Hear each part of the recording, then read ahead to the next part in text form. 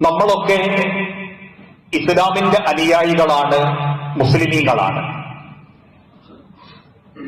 ഈ ലോകം കണ്ട ഏറ്റവും സുന്ദരമായ,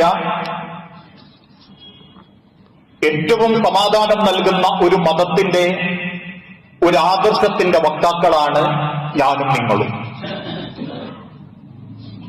എന്താണ് ഇസ്ലാം എന്ന വാക്കിന്റെ നേർക്കുനേരെയുള്ള പ്രയോഗം? ഏറ്റവും ലളിതമായി ജീവിക്കാനും ഏറ്റവും ലളിതമായി അവതരിപ്പിക്കാനും സാധിക്കുന്ന ഒരു മതം, ഏറ്റവും കൂടുതൽ സമാധാനം നൽകുന്ന ഒരു മതം എന്ന നിലക്കാണ് ഇതര ആശയക്കാർ പോലും ഇസ്ലാമിനെ മനസ്സിലാക്കിയതും അവർ പരിചയപ്പെട്ടുകൊണ്ടിരിക്കുന്നതും. പക്ഷെ നമ്മൾ ജീവിച്ചുകൊണ്ടിരിക്കുന്ന ഈ കാലഘട്ടത്തിൽ ഏറ്റവും കുടുസായ നിലക്ക് ചിലർ അവതരിപ്പിക്കുകയും അതിതീവ്രമായ നിലക്ക് ജനങ്ങളെ അടിച്ചേൽപ്പിക്കുകയും അത് സ്വീകരിക്കാത്തവരെല്ലാം കാഫിരീങ്ങളാണ് എന്ന നിലക്ക് പ്രചരിപ്പിക്കുകയും ചെയ്തുകൊണ്ടിരിക്കുന്നു എന്നുള്ളത് ചിലരുടെ ജീവിതമെങ്കിലും നമ്മെ ബോധ്യപ്പെടുത്തി തരുന്നുണ്ട്. കാരണം നമ്മുടെ കൂട്ടത്തിലുള്ള ചില ആളുകൾ തെറ്റിദ്ധരിച്ചു, ഒരൽപ്പം തീവ്രത കാണിച്ചാലേ അത് മുത്തഖിയാവൂ. ആദർശത്തിന്റെ പ്രതിബദ്ധതയൊക്കെ കാണിക്കേണ്ടത് മതത്തിന്റെ തീവ്രമായ ചില നിലപാടുകളിലൂടെയാണ്. അങ്ങനെയൊക്കെ ചെയ്താലേ ഞാനൊരു നല്ല ദീനിയായ മനുഷ്യനാകൂ എന്ന് തെറ്റിദ്ധരിക്കുകയും ആ നിലയ്ക്ക് ഈ മതത്തെ കുടുസാക്കിക്കൊണ്ടിരിക്കുകയും ചെയ്യുന്ന ആളുകൾ ഇന്ന് നമ്മുടെ കൂട്ടത്തിലുണ്ട്. ആ നിലക്കാണ് ചില ആളുകൾ ഈ മതത്തെ പ്രചരിപ്പിച്ചുകൊണ്ടിരിക്കുന്നതും അതിതീവ്രമായ നിലയ്ക്ക്.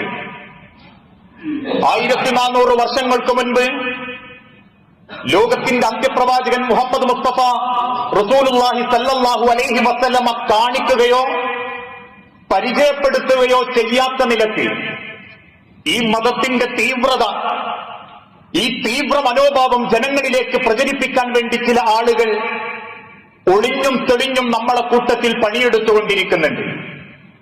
പ്രധാനമായും അത്തരക്കാർ രണ്ടു കൂട്ടരാ.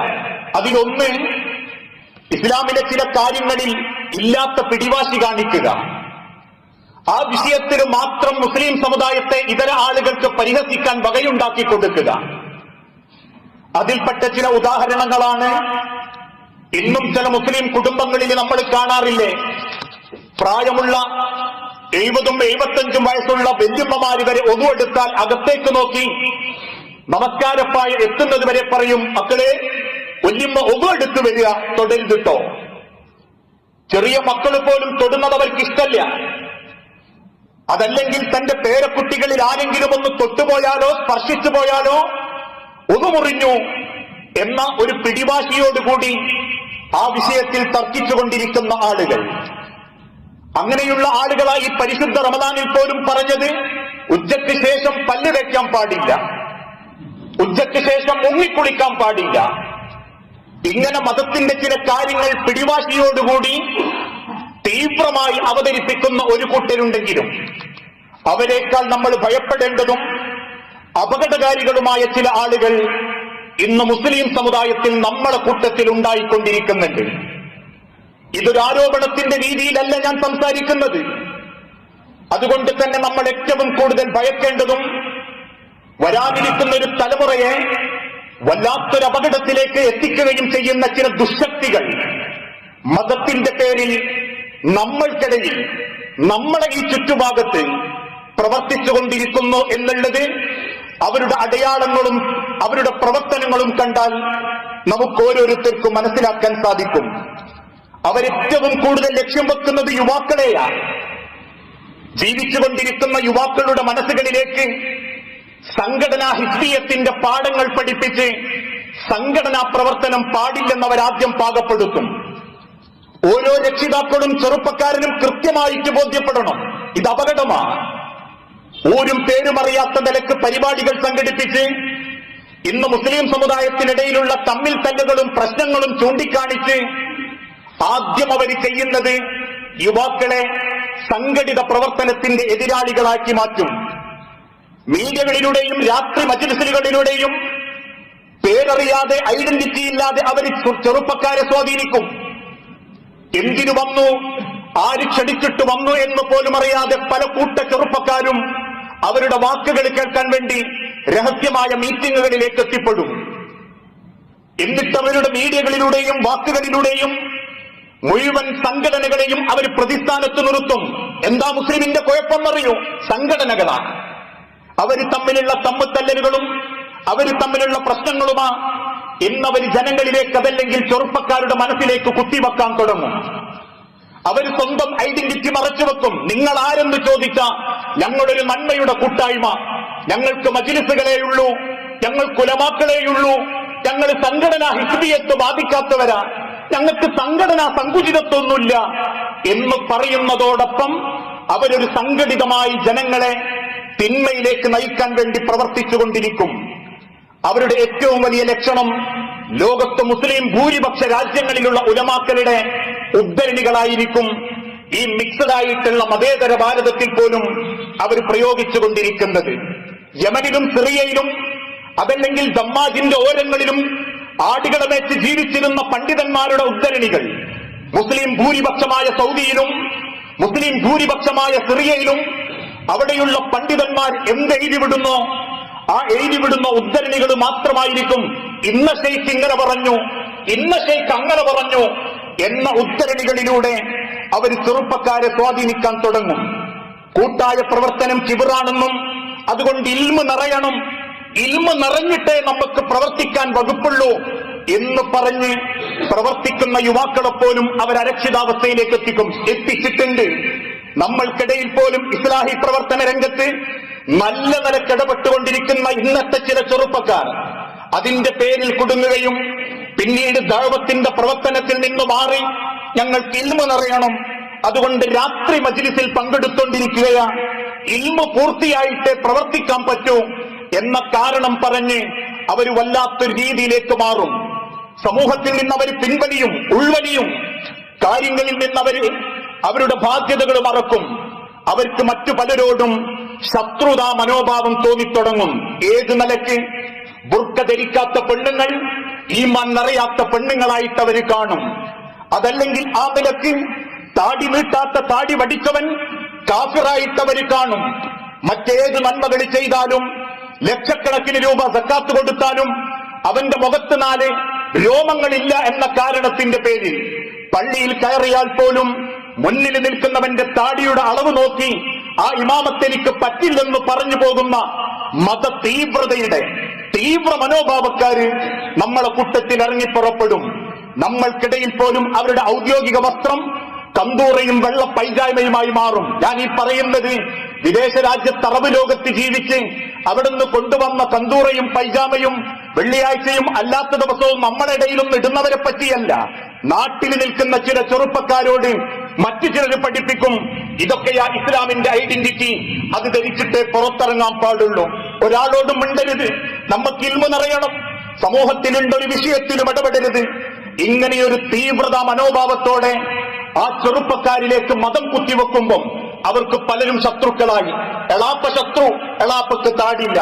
മൂത്താപ്പ ശത്രു, മൂത്താപ്പന്റെ മക്കൾ ഇങ്ങനെ നടക്കുന്നുണ്ട്. അമ്മായിമാര് ശത്രു, പന്തടാറില്ല, ബുർക്ക ധരിക്കാറില്ല. സ്വന്തം ജ്യേഷ്ഠന്റെ ഭാര്യമാര് പോലും ശത്രുഭാഗത്തേക്ക് വരും, സ്വന്തം അനിയൻ പോലും ശത്രുഭാഗത്തേക്ക് വരും. ആ മത തീവ്രത അറിഞ്ഞുമറിയാതെയും നമ്മളെ ചുറ്റുഭാഗത്തേക്കും പ്രവേശിക്കുന്നുണ്ട്. പേരറിയാത്ത ചില വാട്സപ്പ് ഗ്രൂപ്പുകളിൽ രഹസ്യമായി അവർ സമ്മേളിക്കുന്നുണ്ട്. നമ്മളുടെ കുടുംബത്തിൽ 5 വക്തിനും പള്ളിയിൽ പോയി ദീനീ പ്രവർത്തനത്തിൽ ഇടപെട്ട് സുന്ദരമായി ദീൻ ചെയ്ത് ജീവിച്ച് തിരിച്ചു വന്ന മക്കളിൽ പലരും ഇന്നൊരു കന്തൂറയും ധരിച്ച് നാട്ടുകാരോട് മിണ്ടാതെ, ഇൽമു നിറയാൻ ഒരാളോടും ബന്ധം സ്ഥാപിക്കാതെ, ഒരു കല്യാണപ്പുരയിലും പോകാതെ, ഒരാളോടും സംസാരിക്കാതെ, അതുവരെയുള്ള സൗഹൃദങ്ങൾ പോലും വിട്ടൊഴിഞ്ഞ് ഒതുങ്ങിക്കൂടുന്നൊരു മനോഭാവത്തിലേക്ക് പോകുന്നുണ്ടെങ്കിൽ പ്രിയപ്പെട്ടവരെ, ഈ തീവ്രത ഒരിക്കലും ഇസ്ലാം അംഗീകരിച്ചിട്ടില്ല. ആ തീവ്ര മനോഭാവത്തിലേക്ക് പോകാൻ മഹാനായ പ്രവാചകൻ സല്ലല്ലാഹു അലൈഹി വസല്ലമ ആ ശൈലി പരിചയപ്പെടുത്തുകയും ചെയ്തിട്ടില്ല. വിശുദ്ധ ഖുർആനിന്റെ അവതരണത്തിൽ അല്ലാഹു തആല തന്നെ പറയുന്നൊരു വാക്കുണ്ട്, ത്വഹ മാ അൻസൽനാ അലൈക്കൽ ഖുർആന ലിതഷ്കാ. മാ അൻസൽനാ തീർച്ചയായും നബിയെ ഞാൻ ഇത് അവതരിപ്പിച്ചിട്ടില്ല. അലൈക്കൽ ഖുർആന ലിതഷ്ക, നിങ്ങൾക്കൊരാൾക്കും ബുദ്ധിമുട്ടിക്കാൻ വേണ്ടിയല്ല ഞാൻ ഈ പരിശുദ്ധ ഖുർആനിനെയും ഇസ്ലാം എന്ന ദീനിനെയും നിങ്ങളിലേക്ക് അവതരിപ്പിച്ചിട്ടുള്ളത്. മറിച്ച് അല്ലാഹു തന്നെ വിശുദ്ധ ഖുർആനിലൂടെ പഠിപ്പിച്ചു, യുരീദുല്ലാഹു ബിക്കുമുൽ യുസ്റ, അല്ലാഹു നിങ്ങളെ തൊട്ട് എളുപ്പമാ ആഗ്രഹിക്കുന്നത്. നിങ്ങളെ ബുദ്ധിമുട്ടിക്കണം. ഇതര മതങ്ങളിലുള്ളതുപോലെ ആ മതം സ്വീകരിച്ചാൽ മറ്റെല്ലാവരെയും ശത്രുഭാഗത്ത് കാണണം, അല്ലെങ്കിൽ നിങ്ങൾക്ക് സങ്കടമുണ്ടാക്കുന്ന ഇബാദത്തുകൾ ചെയ്യണം. ഇതൊന്നും അല്ലാഹു തആല പഠിപ്പിച്ചിട്ടില്ല. കവിളിൽ ശൂലം കുത്താൻ അല്ലാഹു കൽപ്പിച്ചോ? തീക്കനലിന്റെ മുകളിലൂടെ നടക്കാൻ അല്ലാഹു കൽപ്പിച്ചോ? മറിച്ച് മനുഷ്യനെ കൊണ്ട് സാധിക്കുന്ന എളുപ്പമുള്ള വിഷയങ്ങളെ അല്ലാഹു പഠിപ്പിച്ചിട്ടുള്ളൂ. നിങ്ങൾ വിവാഹം പോലും കഴിക്കാതെ ബ്രഹ്മചര്യം ചെയ്ത് സന്യാസിമാരായി ദൈവത്തെ പ്രീതിപ്പെടുത്തണം എന്ന് അല്ലാഹു പറഞ്ഞിട്ടില്ല. നിങ്ങൾ ദൈവത്തിന്റെ മണവാട്ടികളായി മുസ്ലിം പെൺകുട്ടികളെല്ലാം പള്ളിയിൽ കന്യാസ്ത്രീകളെ പോലെ വേഷം കെട്ടി മണവാട്ടികളാവണം എന്ന് അല്ലാഹു തആല പറഞ്ഞിട്ടില്ല. യുവാക്കളെ നിങ്ങൾ മുടിവെട്ടാതെ അച്ഛന്മാരായി പള്ളിയിൽ ചെന്നിരിക്കണം എന്ന് റബ്ബ് പറഞ്ഞിട്ടില്ല. കാരണം അല്ലാഹു തന്നെ ഓർമ്മപ്പെടുത്തുന്നു, യുരീദുല്ലാഹ ബിക്കുമുൽ യുസ്റ, അല്ലാഹു നിങ്ങളെ തൊട്ട് എളുപ്പമാക്കി തന്നതാ എല്ലാ കാര്യങ്ങളും. വലാ യുരീദു ബിക്കുമുൽ ഉസ്റ, ഒരിക്കലും അല്ലാഹു നിങ്ങളെ പ്രയാസപ്പെടുത്തിയിട്ടില്ല, കുടുസാക്കിയിട്ടില്ല. അതുകൊണ്ട് തന്നെ മറ്റുള്ള ആളുകൾ അവര് മാറാത്തതിന്റെ പേരിലാ ഇന്ന് ചില ആളുകൾക്ക് ശത്രുത. വേറൊരാൾ ഇസ്ലാം ദീന് സ്വീകരിച്ചിട്ടില്ലെങ്കിൽ അതിന്റെ കുശുമ്പോ അസൂയയോ നമ്മളെ മനസ്സിൽ വെക്കേണ്ടതില്ല. പറഞ്ഞു കൊടുക്കുക, അറിയിച്ചു കൊടുക്കുക എന്ന ബാധ്യതയേയുള്ളൂ. അവര് മാറിയില്ലല്ലോ, ഇത്രയൊക്കെ കേട്ടിട്ടും അവര് നന്നാവുന്നില്ലല്ലോ എന്നുള്ള ആശങ്കയോ അസ്വസ്ഥതയോ നമ്മൾ പ്രകടിപ്പിക്കേണ്ടതില്ല. കാരണം ദീനിയായി മാറാത്തവര് മുഴുവനും ഇസ്ലാമിന്റെ ശത്രുക്കൾ എന്ന് അല്ലാഹു തആല പഠിപ്പിച്ചിട്ടുമില്ല. ആക്ഷേപിച്ചുകൊണ്ടും പിടിവാശി കാണിച്ചും ഒരാളെയും നമുക്ക് ദീൻ അടിച്ചേൽപ്പിക്കേണ്ടതുമില്ല. കാരണം ലക്കും ദീനുക്കും വലിയ ദീൻ, ഈ മതത്തിന്റെ ഭംഗി ബോധ്യപ്പെട്ടു വരുന്നവരും മതി. ഈ മതത്തിന്റെ വലുപ്പം കൊണ്ടും ജനബാഹുല്യം കൊണ്ടും ഈ ലോകത്തൊരാളെയും നമുക്ക് തോൽപ്പിക്കേണ്ടതില്ല. അതല്ലെങ്കിൽ ഇത്തരത്തിലുള്ള ഏതെങ്കിലും പ്രവർത്തനങ്ങളെ കൊണ്ട് മറ്റൊരാളെ നമ്മൾ അടിച്ചേൽപ്പിക്കേണ്ടതല്ല അള്ളാഹുവിന്റെ ദീന്. മറിച്ച് അള്ളാഹു തന്നെ ഓർമ്മപ്പെടുത്തി, നിങ്ങൾ ആ വേഷം കെട്ടി ജനങ്ങൾക്ക് മതത്തെ കുടുസാക്കാൻ ശ്രമിക്കരുത്. ദീനെന്നാൽ അത് എളുപ്പമാണെന്ന് ജനങ്ങൾക്ക് തോന്നണം. മതമെന്നാൽ അതൊരു സമാധാനമാണെന്ന് ജനങ്ങൾക്ക് തോന്നണം. അല്ലാതെ ദീനിനെ കാണുമ്പോഴേക്കും ഒരു ഭയപ്പാടും കുടുംബത്തിൽ നിന്ന് മാറി നിൽക്കാനും ബന്ധം മുറിക്കാനും ദീനിന്റെ പേരിൽ കുടുംബത്തിൽ പ്രശ്നങ്ങൾ ഉണ്ടാക്കി ആ കുടുംബത്തിൽ നിന്ന് ഒഴിഞ്ഞു പോകാനും അള്ളാഹുവിന്റെ ദീനിനെ നിങ്ങൾ ഉപയോഗിക്കാൻ പാടില്ല. ഇയ്യാക്കുമുൽ ഉലുവ, നിങ്ങൾ അതിര് കവിയുന്നതിനെ സൂക്ഷിക്കുക. ഒരു മതത്തിന്റെ വിഷയത്തിൽ അതിര് കവിയുന്നതിനെ നിങ്ങൾ സൂക്ഷിക്കുക. ഏതുദാഹരണത്തിന്റെ ഭാഷയിൽ പറഞ്ഞാൽ വെള്ള വസ്ത്രം അള്ളാഹുവിന് ഇഷ്ടപ്പെട്ടതാണ് എന്ന് കരുതി വെള്ളയെ ധരിക്കാവൂ എന്ന് അല്ലാഹു തആല പ്രവാചകനിലൂടെ പഠിപ്പിച്ചിട്ടില്ല.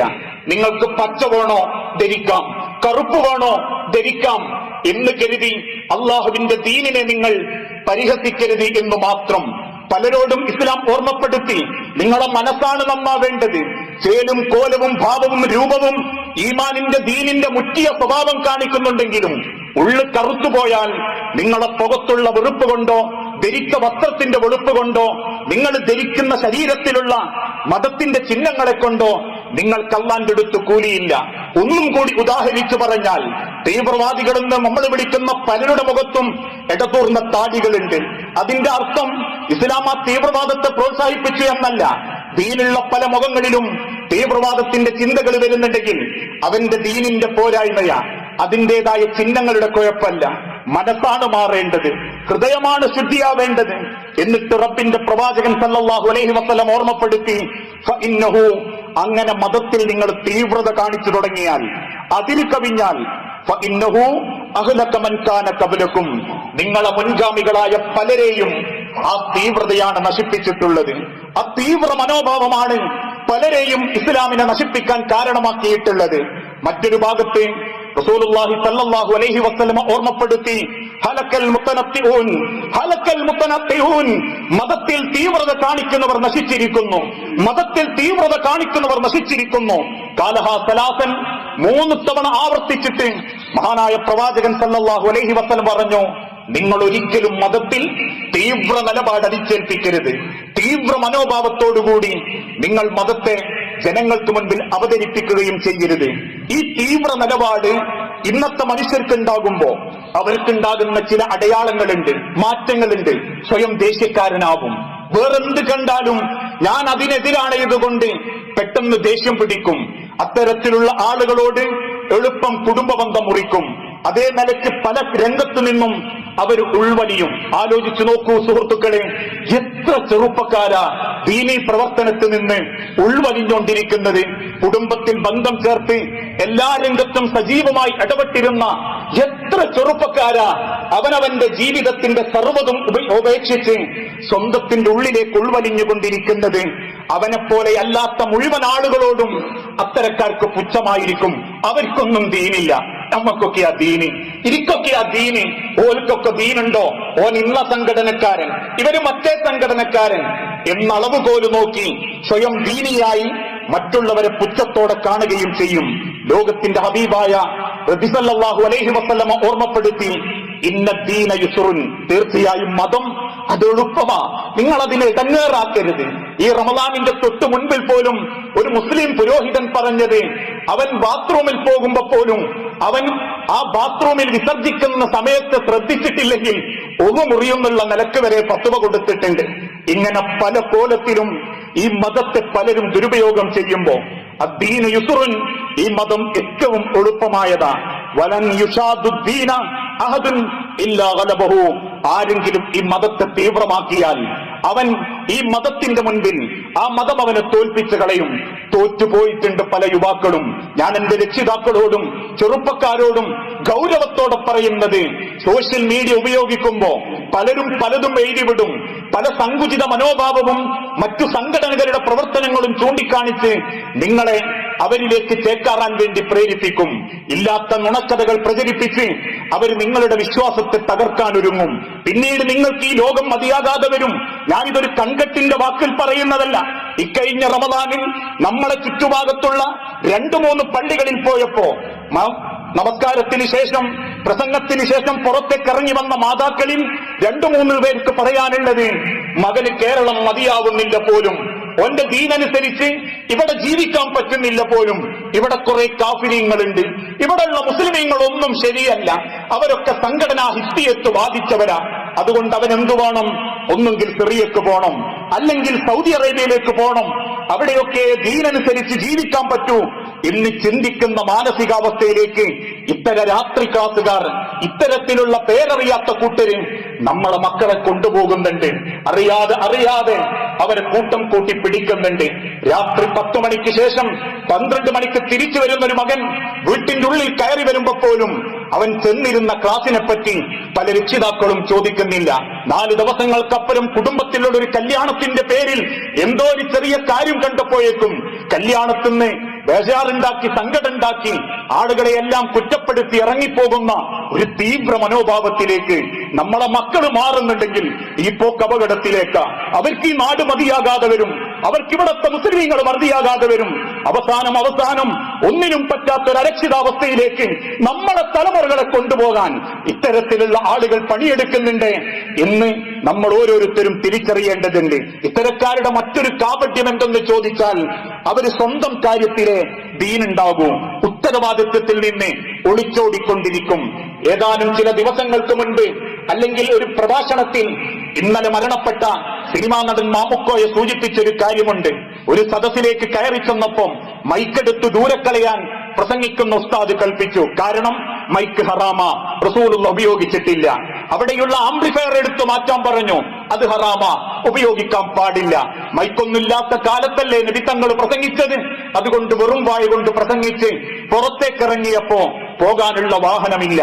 അദ്ദേഹം ദേഷ്യത്തോടെ ചോദിച്ചു, തിരിച്ചു പോകാൻ കാർ എവിടെ? കമ്മിറ്റിക്കാർ തിരിച്ചു പറഞ്ഞു പോലും അള്ളാന്റെ ഹബീബ് ഒട്ടകപ്പുറത്താ യാത്ര ചെയ്തത്, ഒട്ടകത്തെ കിട്ടിയിട്ടില്ല. ഇത്തരത്തിൽ വാശി പിടിക്കുന്ന ആളുകൾ ഇന്നും നമ്മളെ കൂട്ടത്തിലുണ്ട്. അന്ന് അങ്ങനെയായതുകൊണ്ട് ഇന്നും ഇങ്ങനെയേ പാടുള്ളൂ എന്ന്. അന്ന് പ്രവാചകൻ ആട് മേച്ചതുകൊണ്ട് ഇന്നും എവിടെങ്കിലും 10 സെന്റ് സ്ഥലം വാങ്ങി ആടുകളെ മേച്ചാലേ ദീനാവൂ എന്ന്. അന്ന് പ്രവാചകൻ ആ ബിസിനസ് നടത്തിയതുകൊണ്ട് ഇന്ന് കരിഞ്ചീരകം മാത്രമേ ബിസിനസ് നടത്താവൂ, ഇന്ന് തേൻ ബിസിനസ്സേ നടത്താവൂ എന്ന ഒരു മനോഭാവത്തോടുകൂടി ആ തീവ്രത ജനങ്ങളിലേക്ക് എത്തിക്കുന്നവർ, അവർക്ക് അവരുടെ കാര്യത്തിലെ ദീനുണ്ടാകൂ, ഉദാഹരണമായിട്ട് പറഞ്ഞാൽ, വിവാഹം കഴിഞ്ഞ 4ാമത്തെ മാസം തികയുന്നതിന്റെ ഇടയ്ക്ക് ഭാര്യനെയും കൂട്ടി വിദേശത്തേക്ക് പോകും. എന്തേ കാരണം? അള്ളാന്റെ ഹബീബായ നബി തങ്ങൾ പഠിപ്പിച്ചിട്ടുണ്ട്, ഭാര്യമാരെ 4 മാസത്തിലധികം പിരിഞ്ഞിരിക്കാൻ പാടില്ല. ശരി തന്നെ. എങ്കിൽ ചോദിക്കട്ടെ, ആ വിദേശത്ത് ഭാര്യയോടൊപ്പം താമസിക്കുന്ന നിനക്കൊരു വാപ്പയിമ്മയില്ലേ? അവക്കൊരു വാപ്പയിമ്മയില്ലേ? നാട്ടിൽ അവരെ ആര് നോക്കും? ഒരു രാത്രിയെങ്കിലും നബിയെ നാടുവിടട്ടെ ഞാനെന്ന് ചോദിച്ചു വന്ന സ്വഹാബിയോട്, അഹയ്യ വാലിദാക്ക, നിന്റെ മാതാപിതാക്കൾ ജീവിച്ചിരിപ്പുണ്ടെങ്കിൽ നീ യാത്ര പോകാൻ പാടില്ലെന്ന് പറഞ്ഞ് തിരിച്ചയച്ച ലോകത്തിന്റെ ഹബീബായ പ്രവാചകന്റെ ജീവിതത്തിൽ മാതാപിതാക്കളെ സംരക്ഷിക്കാൻ ആളില്ലെങ്കിൽ ഒരു രാത്രി പോലും അവര് പിരിഞ്ഞിരിക്കാൻ പാടില്ല. ആ ഉറപ്പ് പോലും വരുത്താതെ തന്റെ കുടുംബത്തിൽ മാതാപിതാക്കളെ ഒറ്റക്ക് കിടത്തി ഭാര്യയും കുടുംബത്തെയും കൂട്ടി ഗൾഫ് പോയി അവിടുത്തെ ദീൻ പഠിപ്പിക്കുമ്പോ ഒരു വേള ചിന്തിക്കണം, ആ ദീനിനേക്കാൾ വലിയത് നാട്ടിൽ രക്ഷിതാക്കളെ പരിപാലിക്കുന്നതിനുണ്ട്, അവരെ സംരക്ഷിക്കുന്നതിനുണ്ട്. നാട്ടിൽ മക്കളെ പറ്റി ആലോചിച്ച് അവരെ ദീനിന്റെ വലുപ്പം പറഞ്ഞ് ജീവിക്കുന്ന പല രക്ഷിതാക്കളുടെ ഉള്ളിലും സംരക്ഷിക്കപ്പെടാത്തതിന്റെ വേദനയുണ്ടെങ്കിൽ, 4ഉം 5ഉം മക്കളുണ്ടായിട്ടും ഒരുത്തന്റെ വീട്ടിൽ മാത്രം അന്തിയുറങ്ങേണ്ടി വന്ന് അവന്റെ കുടുംബത്തോടൊപ്പം ജീവിക്കേണ്ട ബേജാറ് ആ രക്ഷിതാവിന്റെ മനസ്സിലുണ്ടെങ്കിൽ, ദുനിയാവിൽ എത്ര ദീനുണ്ടാക്കാൻ ഏത് രാജ്യം തെരഞ്ഞെടുത്താലും മാതാപിതാക്കളോടും കുടുംബത്തോടും ദീന് നിർവഹിക്കാത്തവർക്ക് പടച്ചോന്റെ മുൻപിൽ പ്രത്യേകിച്ച് വലിയ ദീനൊന്നും പ്രകടിപ്പിക്കാനില്ല എന്നാണ് മഹാനായ റസൂലുള്ളാഹി സ്വല്ലല്ലാഹു അലൈഹി വസല്ലമ ഓർമ്മപ്പെടുത്തിയത്. ഈ മതം ലളിതമാ.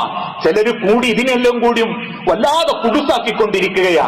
അത് ചെയ്യരുത്, ഇത് ചെയ്യരുത്, ഇങ്ങനെ എഴുതാൻ പാടുള്ളൂ, ഇങ്ങനെ നടക്കാൻ പാടുള്ളൂ, അവര് വിളിച്ചാ പോകരുത്, ഇത് കാഫിരീങ്ങള്, അവരെ ഹോട്ടലിൽ കയറരുത്, ഇവരെ ഭക്ഷണം തിന്നരുത്, ഓർക്ക് പ്രത്യേക ദിവസം ഒരു പരിപാടി വെക്കണം, നമ്മൾ മുസ്ലിമീങ്ങളെ കൂടെ വെക്കരുത് എന്നൊക്കെയുള്ളൊരു മനോഭാവക്കാര് ഈ സമുദായത്തിൽ കൂടിയപ്പോഴാ ഒരു നൂറ്റാണ്ടൊരു കുഴപ്പമില്ലാതെ സൗഹാർദ്ദത്തിൽ ജീവിച്ച ഈ ജനതയെപ്പോലും തമ്മിലടിപ്പിക്കുന്ന ഭയപ്പാടിലേക്ക് എത്തിക്കാൻ ഇത്തരക്കാരുടെ തീവ്ര മനോഭാവത്തിന് സാധിച്ചിട്ടുണ്ട് എന്നുള്ളത് നമ്മൾ ഓർക്കേണ്ടതുണ്ട്.